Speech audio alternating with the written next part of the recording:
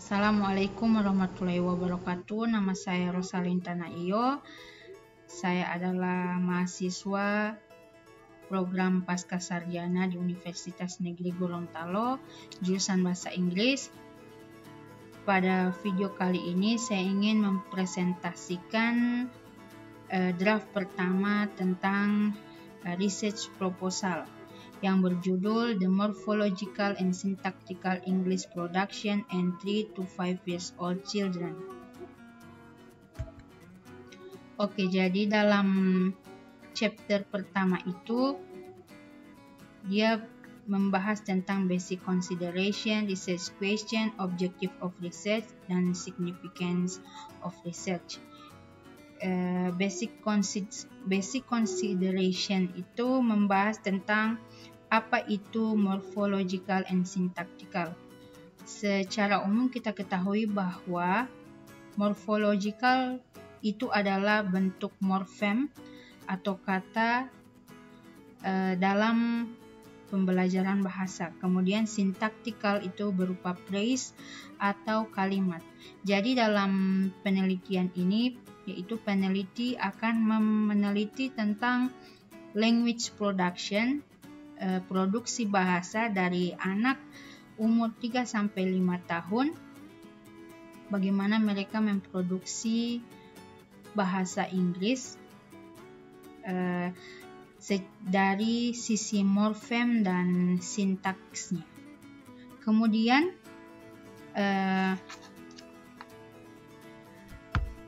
kenapa peneliti memilih anak di umur 3-5 tahun? Karena di umur sekian salah satunya 3-5 tahun itu termasuk dalam golden age. Apa itu golden age? Golden age itu adalah umur-umur keemasan anak-anak, di mana anak-anak itu bisa menerima begitu banyak dan begitu berbagai macam variasi ilmu pengetahuan yang diajarkan kepada mereka. Jadi mau seberapa banyak bahasa yang diajarkan, mereka bisa menerima karena fungsi neurologikal atau fungsi atau sistem syaraf di otak mereka itu masih fresh dan mereka bisa menerima berbagai macam materi bahasa yang diajarkan kepada mereka, dan itu bisa diingat karena mereka termasuk dalam golden age. Kemudian alasan peneliti memilih penelitian ini karena peneliti ingin melihat bagaimana proses English production pada foreigner. Anak umur 3-5 tahun yang tinggal di Gorontalo itu termasuk foreigner karena bahasa Inggris adalah bahasa ketiga dari anak-anak yang berada di Gorontalo. Jadi peneliti ingin melihat bagaimana produksinya, bukan acquisition. Kalau acquisition, Gorontalo punya bahasa Melayu, first language acquisition. Kalau dia second language dibagi orang-orang Gorontalo itu adalah bahasa Indonesia baku, dan bahasa ketiganya orang-orang Gorontalo yaitu bahasa Inggris. Karena didapatkan di sekolah, ada anak-anak yang sudah menerimanya di SD sebelum kurikulum diubah, kemudian ada juga yang banyak yang mengajarkannya di tempat-tempat kursus. Kemudian research question dalam penelitian yaitu ada dua. Pertama, research question yang pertama adalah apa saja morfem dan sintaks serta phrase yang diproduksi anak umur 3-5 tahun. Dan yang kedua, faktor-faktor apa saja yang mempengaruhi English production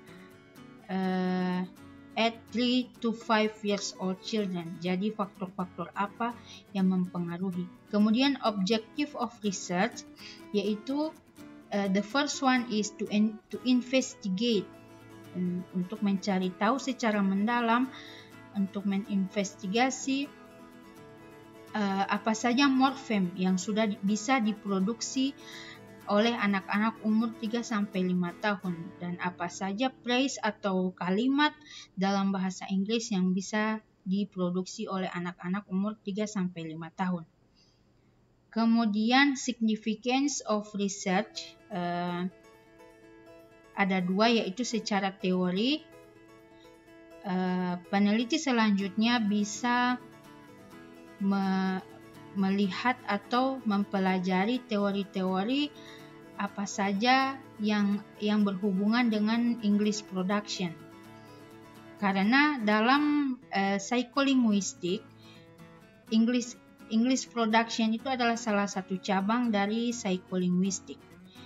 Yang pertama adalah language acquisition, language comprehension, dan ketiga adalah language production. Jadi yang diambil di penelitian ini yaitu lebih khususnya di language production. Kemudian secara praktikal, para guru yang sudah membaca hasil penelitian ini bisa menerapkan atau mendapatkan sedikit ilmu tentang bagaimana cara menerapkan atau mengajar bahasa kepada foreigner, khususnya anak-anak Gorontalo yang masih berada di posisi golden age. Karena tiap anak itu mempunyai berbagai macam perbedaan. Contohnya ada anak yang lambat dalam berbicara atau memahami pelajaran, dan ada anak yang cepat. Ada anak yang proses productionnya lambat, ada anak yang cepat proses productionnya. Dan itu bisa jadi yang mempengaruhi adalah dua faktor. Faktor dari internal dan faktor eksternal. Faktor dari internal itu bisa saja dia mental proses dari anak tersebut, yaitu biological dengan neurological, dan kemudian eksternal itu bisa jadi lingkungan yang ada di sekitar anak tersebut. Yang selanjutnya adalah chapter 2. Jadi di chapter 2 ini membahas teori-teori yang berhubungan dengan penelitian ini. Yang pertama, language acquisition. Language acquisition itu adalah pemerolehan bahasa. Jadi dalam penelitian ini kita tidak membahas terlalu jauh apa itu language acquisition, karena penelitian ini sangat berhubungan erat dengan language production, akan tetapi dia berkaitan dengan language acquisition. Karena proses pertama anak itu dalam memahami bahasa, yang pertama acquire language, jadi memperoleh bahasa. Kalau anak-anak di Gorontalo, anak umur 3-5 tahun yang akan menjadi partisipan dalam penelitian ini, mereka acquired the first language itu adalah mother tongue. Jadi bahasa Melayunya Gorontalo, bahasa sehari-hari yang sering kita dengar itu, dia masuk dalam language acquisition. Jadi pemerolehan bahasa, karena di sekeliling anak itu, ketika anak itu masih bayi, dia sering mendengarkan percakapan orang-orang terdekatnya yang menggunakan, kebanyakan sekarang sudah menggunakan bahasa Melayu, sudah bukan menggunakan bahasa Gorontalo asli, kecuali orang-orang tua. Kemudian acquisition and learning, yang pasti ini sangat berbeda. Kenapa? Karena acquisition itu adalah proses memperoleh. Jadi proses memperoleh ini anak tidak diajarkan sama sekali. Anak itu imitate. Jadi meniru. Karena dia mendengar apa yang dia memproduksi bahasa dengan sesuai dengan apa yang dia dengar. Jadi tidak akan ada pengajaran bagaimana tata bahasa atau struktur dalam mother tongue, karena itu diperoleh dan itu secara natural akan bisa diketahui oleh anak tersebut. Dan learning di sini ya berbeda, karena learning itu dia belajar. Jadi bahasa Inggris untuk anak-anak Gorontalo itu dia masuk di kategori learning karena dia diajarkan. Dia diajarkan di sekolah, di tempat kursus. Jadi acquisition dengan learning itu berbeda. Kemudian language production and comprehension. Di sini ada 3 aspek dalam language production and comprehension. 3 aspek itu yaitu tingkatan dalam memproduksi bahasa. Yang pertama comprehension. Jadi yang pertama comprehension itu anak-anak sebelum memproduksi bahasa, mereka akan memahami dulu apa bahasa tersebut. Ketika contohnya di tempat kursus atau di sekolah, ketika anak ini diajarkan bahasa baru, bahasa Inggris yang sebagai bahasa ketiga, mereka akan mencernanya di neurological system. Jadi ada mental proses di situ. Kemudian setelah ada proses dalam neurological, kemudian mereka akan start to produce. Setelah mereka memahami, mereka akan mulai memproduksi bahasa tersebut. Setelah itu, secara neurological dan biological itu ketika mereka memproduksi. Karena ketika mereka sudah memahami di neurological system, mereka akan mulai memproduksinya melalui biological. Biological itu termasuk adalah rongga-rongga mulut. Jadi tenggorokan, ada unsur-unsur yang bisa memproduksi bahasa di mulut kita. Seperti itu. Kemudian language production itu ada beberapa tahap. Tahap yang pertama dalam memproduksi bahasa itu dia tahap pertama unclear sound. Jadi bayi itu mereka memproduksi pertama bahasa itu unclear sound. Jadi sound mama yang begitu yang tidak bisa dipahami atau mungkin hanya bisa dipahami oleh ibu dari bayi tersebut, itu sudah bisa dikategorikan dalam memproduksi bahasa karena itu mereka memproduksi unclear sound yang tidak jelas. Kemudian setelah itu mereka mulai memproduksi